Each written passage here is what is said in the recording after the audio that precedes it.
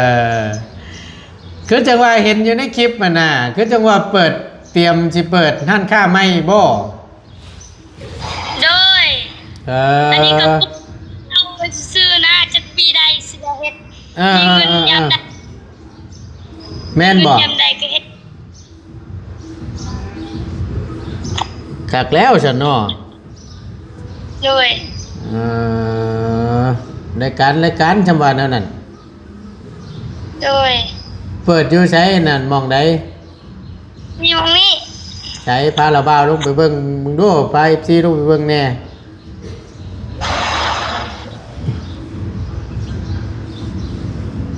อืม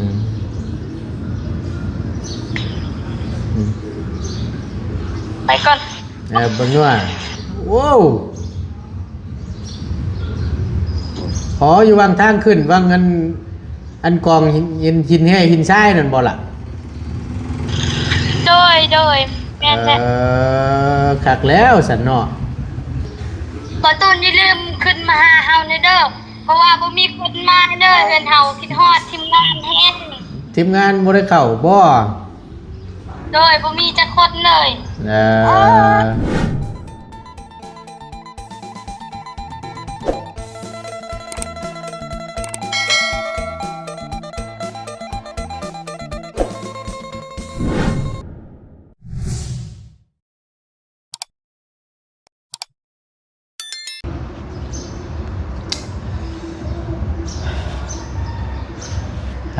เราพี่น้องเปิดภาพมากับพร้อมกับใบหน้าเละๆลำๆของบอตูนนี่แหละก็กำลังสิออกไปเวียกเนาะก็พอดีทั้งบอตูนก็ขึ้นมาฮอดบอนผักบอนเช้าหรือว่าของน้องมิกคือเก่านะพี่น้องทั้งบอตูนก็มาจอดนี่แหละแต่ละมื้อก็พอดีตาทั้งทีมงานหมู่ครูออกมาฮับแล้วก็ไปเนาะแต่ละมื้อสิเป็นประมาณนี้พี่น้องทั้งบอตูนขี่รถออกมาแต่บ้านแล้วก็มาจอดอยู่นี่ของน้องมิกเนาะจอดไว้อยู่นี่แล้วก็ไปถ่ายการถ่ายงานคำมาแล้วก็มาเอารถแล้วก็ขี่กลับบ้านพี่น้องเลยจากเชโน่นี่ไปฮอดบ้านนี่ก็ประมาณ10 ปลายกว่ากิโลเนาะเกือบเช้าจากเชโน่ไปฮอดบ้านเนาะเอาพี่น้องก่อนอื่นก็กราบสบายดีและสวัสดีเด้อพี่น้องเด้อสบายดีบัดทุกคู่สู่คนบ่ว่าสิอยู่ในและก็ต่างประเทศก็ยินดีต้อนรับเข้าสู่ช่องประธานป้องชาแนลคือเก่าแล้วนำเสนอโดยบอตูนเด้อพี่น้องเด้อแจ้ง FC ใหม่นำเนาะเดี๋ยวเจอว่าประธานป้องคือไผเด้ว่าสั่นก็คือทั้งบอตูนเองเด้อพี่น้องเด้อก็คือในนามช่อง YouTube เนาะก็คือประธานป้องชาแนลเป็นภาษาไทยพี่น้องเนาะคือจังซี่พี่น้องเอ้ยก็ทั้งบอตูนก็บ่ได้ขึ้นลนแล้วทั้งอีหลาไซเนาะขึ้นไปกับงานทั้งบอตูนก็ยังมีอยู่พ่นก็ได้พี่น้องเพิ่นก็คิดฮอดคิดถึงทั้งน้องไซเนาะก็พอดีบอตูนก็สิเห็นทั้งอีหลาเพิ่นโทรมาแต่ทั้งบอตูนก็บ่ได้รับสายเนาะแต่ก็เพิ่นก็ฝากขอความไว้อยู่เดี๋ยวทั้งบอตูนสิเข้าไปอ่านเบิ่งและสิโทรกลับเนาะเชื่อเลยแหละว่าพี่น้องเพิ่นก็หลายผู้หลายคน FC ของน้องเพิ่นก็คิดฮอดคิดถึงและคือว่าและพี่น้องทั้งบอตูนก็ยังบ่ได้ขึ้นไปหาเยี่ยมยามถามข่าวเพิ่นเนาะก็คือจังว่าเห็นในคลิปก็จังว่าเปิดห้านค้าไม่บ่ดูว่าจังไหนพี่น้องโอ้คักแล้วตีได้พี่น้องเนาะเปิดห้านค้าห้านขายก็คล้ายๆแบบว่าอยู่หันมันทำเลมันได้ติดถนนหนทางเหมาะเอาง่ายๆอยู่หันนะก็คักอยู่ส่วนตัวบอตูนเนาะเอาเดี๋ยวทั้งบอตูนสิลองพังก่อความเสียงเพิ่นเบิ่งว่าเพิ่นอัดก่อความเสียงฝากไว้อย่างแน่เดี๋ยวทั้งบอตูนสิโตกลับเบิ่งเนาะก็ยังถ้าทั้งบอดี้ออกมาอยู่พี่น้องก็สิถือโอกาสแล้วก็สิโทรถามข่าวทางอีหลาเพิ่นก่อนเนาะเดี๋ยวเป็นคนพี่น้องเลยนะตอนนี้ก็ได้ เดี๋ยวนี้อยู่ซ้ายก็เห็นขึ้นมาแล้วอยู่บ้านเฮานี่ ทีมงานบ่มีจักคนแล้วเขามาบ้านเฮานี่เฮามีข่าวดีสิบอกเด้อป้าเฮือนหลังคุกบ่แม่นหลังคาเฮือนเฮาน่ะมันเซาหัวแล้วบ่ได้ฟัวแล้ว โอ้ดีแล้วสันเนาะเศร้าหัวแล้วสันเอาก็ถือว่าดีได้พี่น้องทั้งบาบุญคงเนาะก็ขึ้นไปอุดหรือว่าขึ้นไปปะมีอย่างแล้วเรียบร้อยแล้วเนาะพอดีว่ามีทั้งเอ้ยใหญ่ใจดีที่เพิ่นได้ให้ทั้งบ่ตูนทั้งเอ้ยเพิ่นก็ให้ทั้งบ่ตูนเป็นสะพานบุญให้ก็คือจังซี่พี่น้องก็ที่ทั้งบ่ตูนได้แจ้งไปในรอบก่อนนั่นแหละเนาะก็คือรอทางสร้างแหล่เพิ่นเฮ็ดเขื่อนประตูอาเรียแล้วและทางเอ้ยเพิ่นว่าให้ทั้งบ่ตูนนี่คุยกับสร้างแหล่เบิ่งก็ว่าอยากให้แก้เรื่องหลังคาที่ว่าหลังคาหัวนั่นแหละพี่น้องเฮือนน้องไส้น่ะแต่ว่าทางบ่าวบุญคงพ่อน้องไส้นี่ก็คือว่าได้แก้ไปเป็นที่เรียบร้อยแล้วหั่นน่ะพี่น้องก็บ่ได้หัวแล้วว่าซั่นเอาก็ดีแล้วล่ะเนาะเบิ่งเดี๋ยวเราบ่ตูนสิลองโทรเบิ่งก่อนข่าวดีก็คือหลังคาบ่หัวว่าซั่นอันนี้เป็นเฟซพ่อเพิ่นฮัลโหลสบายดีมาจากไหนเนาะสบายดีโอ้คือว่านั่งอยู่ตูบน้อยคักแท้บ้านนี่เปิดกล้องเลยดิเอาเปิดก็เปิดฉันสบายดีเอ้าสบายดีโดยลองติดนึกบ่ทั้งระเบ้าออกมากำลังสิไปเวียกโดยถ้าทั้งบอดี้ออกมาอยู่เป็นจังไดก็จะว่าข่าวดีบ่หลังคาบ่หัวอะไรซั่นติโดยเอาดีแล้วสั่นก็ว่านั่นมันจังสิได้นอนรับม่วนโดย นั่งอยู่ไสนั่นอยู่กระตูบนั่งอยู่กระตูบบ่โดยเอาระเบ้าอัดคลิปเด้อสบายดีพี่น้องเนี่ยเด้อไปดีเด้อโอ้ยเนาะเป็นจังไดฟ้าลงฝนตกอยู่บ่อยู่ทั้งพุ่นตกอยู่โดยฝนตกอยู่พุ่นเด้ตกคือกันนี่ก็มืดคือกันนี่อยู่ดีมีแห้งอยู่บ่อยู่ดีมีแห้งอยู่ล่ะขาดอย่างเดียวก็คือเงินใช้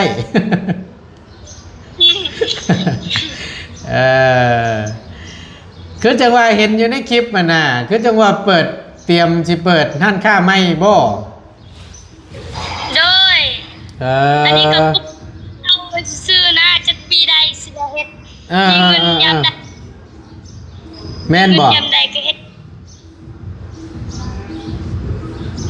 คักแล้วซั่นเนาะโดยรายการจำว่าแนวนั้นโดยเปิดอยู่ไสนั่นมองใดมีหม้องนี้ใช้พาระบ้าลงไปเบิ่งมึงดูไป FC ลงไปเบิ่งแน่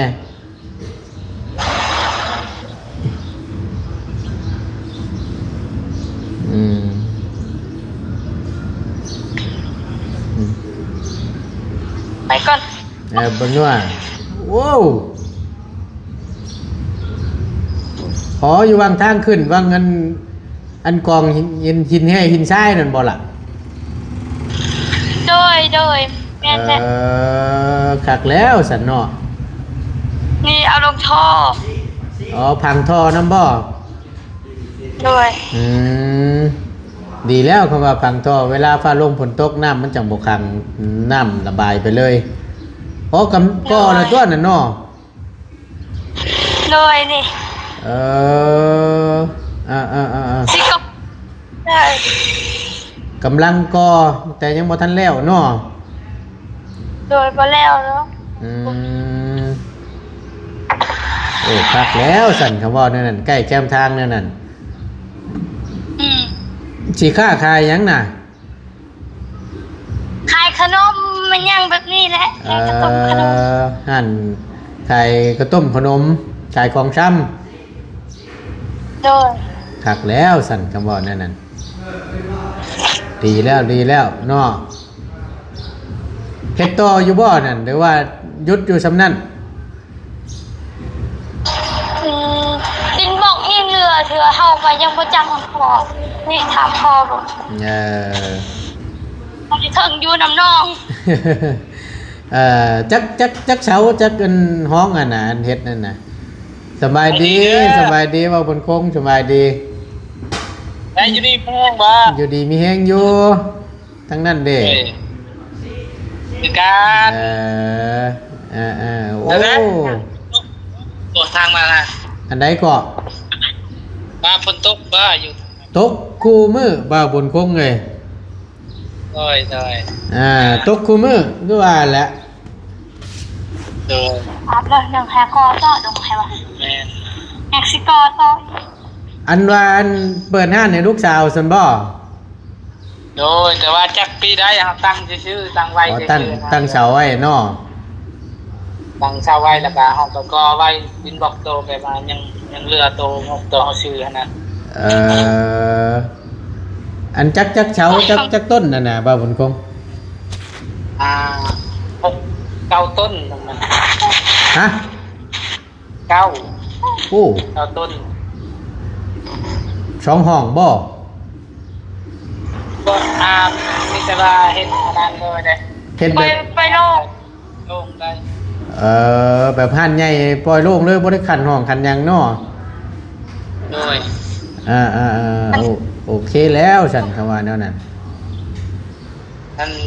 ตัวบอลนะออกปล่อยอันนั้นห้องอันมีแต่3 เมตร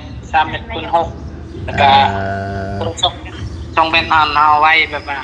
แบบวันนั้นนั่งเล่นนั่งยังนี่แหละ โดย บึ้มบึ้ม ดีแล้วเนาะอันว่าอันเรื่องลังค่าได้อันคือสิบ่ฮู้แล้วเนาะบัดนี้เนาะ โดยบ่ได้พูดแล้วเอาไป ถือว่าแก้ปัญหาได้ดีได้นี่ โดย ดีแล้ว แกเองโอเคเองเลย ดีแล้วมีความสามารถเฉพาะตัวนั่นมันก็ดีแล้วล่ะ โดย เพราะว่าหลังคาที่แรกเนาะบัดนี้ล่ะทางบาบุญคงอุดแล้วก็แม่นบ่ได้หัวแล้วคักอยู่ครับว่านั่นน่ะเพื่อให้ชาวเฮือนคงเฮือนครัวก็บ่ได้หัวล่ะว่า บ่ได้พูด บ่ได้หัวเนาะดีแล้วซะ เข้ากินน้ำเลย ยังก็ยังว่าจังหน่อยพุ่นล่ะ ดูได้เดี๋ยวนี้เซโน่ แม่นออกมาถ้าหมู่นี่แหละออกมาสิไปเวียกนี่แหละบ่าวบุญคง เกิดว่าไปบ้านเทิม อันไหนก็ยังบ่ทันได้ขึ้นยังบ่ทันได้ขึ้นอยู่ โดย จักหน่อยพุ่นละ บ่ตูนอย่าลืมขึ้นมาหาเฮาในเด้อเพราะว่าบ่มีคนมาเด้อเฮือนเฮาคิดฮอดทีมงานแฮง ทีมงานบ่ได้เข้าบ่ โดยบ่มีจักคนเลย เอ่อเหงาบัด มัน นี้ ก็ไปเวียก อาจารย์ แล้ว อาจารย์ลาวนี่ขึ้นเมื่อวานนี่ ไปสอบ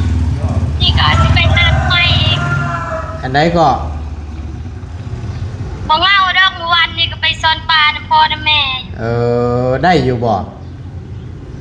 ได้พอกิน โอ้คักแล้วสั่นมานแล้วคำว่าแนวนั้น นี่ก็สิไปแล้วพ่อแม่ ฮะ มื้อนี้สิไปหาหน่อไม้อีก อืม เรานี่ค่อยสิพาไปนั่นไปการแมงจัดนี่ กันมันจะกันได้อยู่บ่ เฮาเฮ็ดได้ การเป็นอยู่บ่แมงจักจัน โอ้เป็นหยังสิบ่เป็น ทั้งละบ่าวยังบ่เคยการจักเทื่อ เกิดกันเออคือการแหละ การมาหยังเจ้าบ่กินสิไปการมาเฮ็ดหยัง การให้พ่อให้แม่กิน ดีแล้วเนาะปิดเทอมแล้วบ่ปิดเรียนแล้วบ่ โดยไปเรียนแล้ว เอาสั่นเนาะก็ถือว่าพักผ่อน แต่ว่าสิแบบอันนั้นอยู่แต่ว่าเสียดายอันแอร์กับชายนี่แบบว่าอยู่หันยัน มันสิไปหมดดีกว่าแบบว่าเฮา แบบว่ามีเงินเฮากดมันแล้วเฮาก็จะได้แบบว่าตั้งเช่าไว้นะตั้งเช่าไว้ล่ะสิก็เป็นแบบว่าค่างบเฮาบ่ไว้นะ ชิวว่าง่ายๆกับมีทุนอัน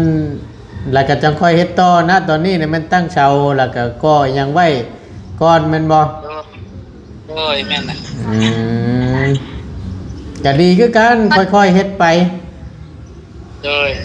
มี ประ ส ทุน โดย เข้าหมดอันนั้นหมดแล้วเด้หมดปุกหมดแล้ว มันโปก อันไรก็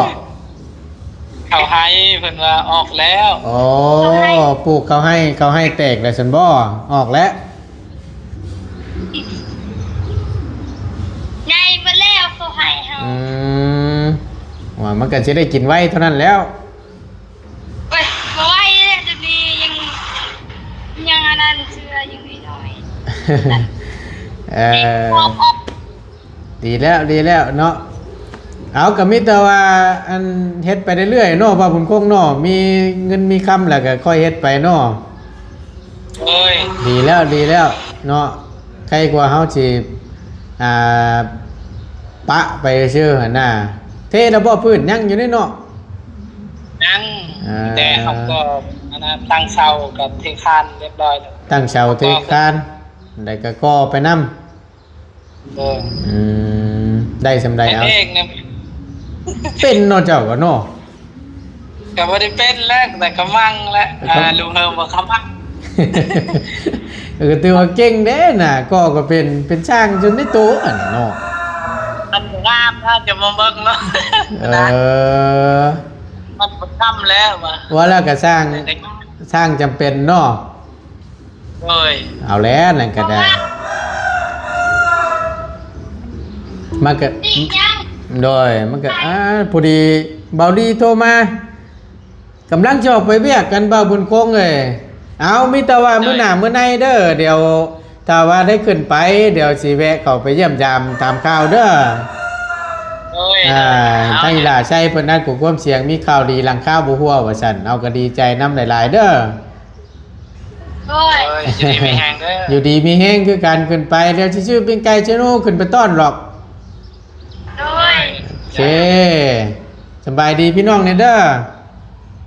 โอ้ย สบายดี โดย โดย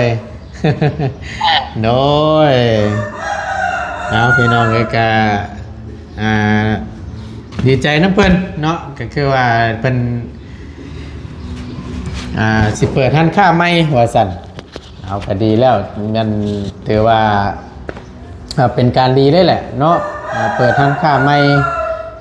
มี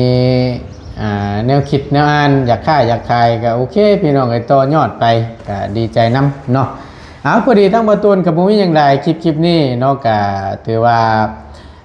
ตั้งหน้าว่าสั้นช้าในทั้งที่ประตูนบ่ได้ขึ้นไปก็ถือโอกาสถ่ายวิดีโอหรือว่าโทรถามข่าวทั้งน้องเพิ่นแล้วให้พ่อแม่พี่น้อง FC ได้เห็นได้พังน้ำกันเนาะประตูนเชื่อได้แหละว่าFC เพิ่นก็อยากเห็นอยากได้ยินเสียงน้องตันยงหรือว่าทั้งน้องชัยเนาะแต่บอตูนก็บ่ได้ขึ้นไปหล่นแล้วล่ะพี่น้องเอามีโอกาสแล้วก็ทั้งบอตูนสิขึ้นไปเด้อพี่น้องเด้อเนาะสำหรับคลิปนี้บอตูนก็จะได้ขอจบและลำลาลงไว้เพียงสำนี้ก่อนพอดีทั้งบอดี้โทรมาเมื่อกี้นี่ก็ได้เดี๋ยวทั้งบอตูนสิกาเกียมเนาะถาหมู่ออกมาห่อนแล้วก็ไปพี่น้องเลยอย่างไรก็ขอบคุณในไลน์พี่น้องที่เข้ามาเป็นกำลังใจและติดตามรับชมคลิปโดยโปรแกรมโฆษณาสำหรับคลิปนี้บอตูนลำลาแล้วเจอกันคลิปหน้าเนาะพี่น้องอาจชีซ่าเนเด้อมื้อนี้ทั้งบอตูนขึ้นไปหาทั้งน้องพรอาจจะเป็นช่วงค่ำๆพุ่นแหละพี่น้องอาจจะได้หวนๆเต้าขึ้นเพราะว่าสิได้เข้าไปบ้านน้าแพกอยู่พอดีทั้งบอดี้ว่ามีการมีงานรับผิดชอบอยู่ทั้งนั้นน้ำแน่ว่าสั่นน้าแพกน้อยสงสัยจะเป็นเคล็ดน้องเพิ่นผู้ที่ว่าบอดี้สั่งเครื่องมาเฮ็ดของน้ำให้น้องเพิ่นนั่นแหละเนาะจะขึ้นไปเบิ่งก่อนแล้วก็สิไปพร้อมกันไปน้ำกันนี่แหละพี่น้องเอาจังใดก็พบเจอกันช่วงค่ำๆแรงๆพุ่นแหละทั้งน้องพรเฮาเนาะ